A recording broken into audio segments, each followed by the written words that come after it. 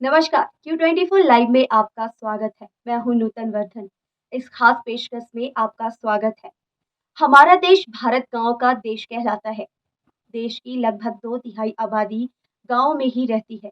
आपको बता दें कि कुछ गाँव ऐसे हैं जो अपने किसी विशेष वजहों से केवल देश ही नहीं बल्कि दुनिया भर में मशहूर है।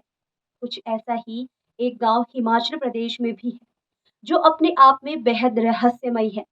इस गाँव के लोग ऐसी भाषा में बात करते हैं जो यहाँ के लोगों के अलावा किसी को भी समझ में नहीं आती। दरअसल हम जिस गाँव के बारे में बात कर रहे हैं उसका नाम है मलाना।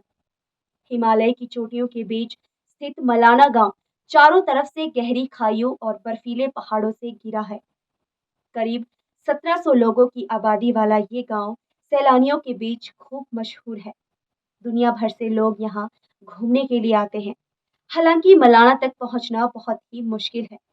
इस गांव के लिए कोई भी सड़क नहीं है। पहाड़ी पगडंडियों से होते हुए ही यहाँ तक पहुंचा जा सकता है। पार्वती घाटी की तलहटी में स्थित जरी गांव से यहाँ तक सीधी चढ़ाई है। कहते हैं जब सिकंदर ने हिंदुस्तान पर हमला किया था तो उसके कुछ सैनिकों ने मलाना गांव में ही पनाह ली थी और फिर वो यहीं के होकर रह गए। यहाँ के बाशिंदे सिकंदर के उन्हीं सैनिकों के वंशज कहलाते हैं। हालांकि ये अभी तक पूरी तरह से साबित नहीं हुआ है। सिकंदर के समय की कई चीजें मलाना गांव में मिली हैं। कहा जाता है कि सिकंदर के जमाने की एक तलवार भी इस गांव के मंदिर में रखी हुई है।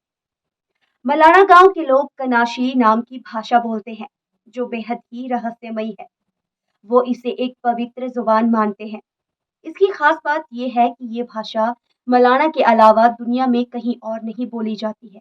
इस भाषा को बाहरी लोगों को नहीं सिखाया जाता है। इसको लेकर कई देशों में शोध हो रहे हैं। मलाना के बुजुर्ग बाहरी लोगों से हाथ मिलाने और उन्हें छूने से भी परहेज करते हैं। अगर आप यहाँ की दुकान से कुछ सामान खरीदते हैं तो दुकानदार आपके हाथ में देने के बजाय वहीं पर रख देगा और साथ ही वो पैसे भी अपने हाथ में लेने के बजाय उसे वहीं रख देने को कहता है। हालांकि यहाँ की नई पीढ़ी इन सब बातों को नहीं मानती। उन्हें किसी बाहरी व्यक्ति से बात करने, हाथ मिलाने या गले मिलने से कोई परहेज नहीं है। आपको ये जानकर हैरानी होगी कि इस गांव के लोग शादियां भी अपने गांव के भीतर ही करते हैं। अगर कोई गांव से बाहर शादी करता है तो उसे समाज से बेदखल कर दिया जाता है। हालांकि ऐसा मामला शायद ही कभी सुनने को मिला हो। मलाना गांव की हशीश यानी चरस भी काफी मशहूर है। गांव के आसपास उगाई जाने वाली मारिजुआना यानी गांजा को मलाना क्रीम कहा जाता है। 1994 और 1996 में हाई टाइम्स मैगजीन की कैनेबीज कप इसे बेस्ट मारिजुआना का खिताब दे चुकी है। पार्वती वैली में काफी बड़ी मात्रा में इसकी खेती की जाती है।